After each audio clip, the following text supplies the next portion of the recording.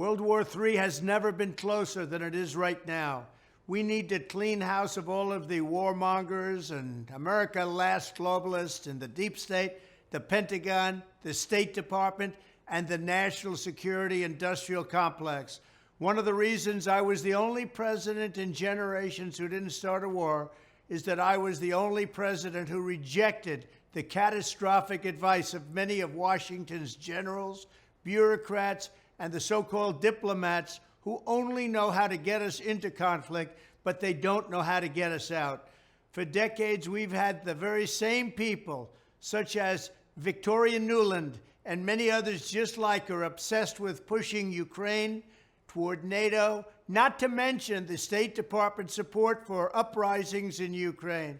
These people have been seeking confrontation for a long time, much like the case in Iraq and other parts of the world, and now we're teetering on the brink of World War III. And a lot of people don't see it, but I see it, and I've been right about a lot of things. They all say Trump's been right about everything. None of this excuses in any way the outrageous and horrible invasion of Ukraine 1 year ago, which would have never happened if I was your president, not even a little chance. But it does mean that here in America, we need to get rid of the corrupt globalist establishment that has botched every major foreign policy decision for decades, and that includes President Biden, whose own people said he's never made a good decision when it comes to looking at other countries and looking at wars. We have to replace them with people who support American interests. Over our 4 years in the White House, we made incredible progress in putting the America Last contingent aside and bringing the world to peace. And now we're going to complete the mission. The State Department, Pentagon, and national security establishment will be a very different place by the end of my administration. In fact, just into my administration, it'll be a very different place, and it'll get things done, just like I did 4 years ago. We never had it so good.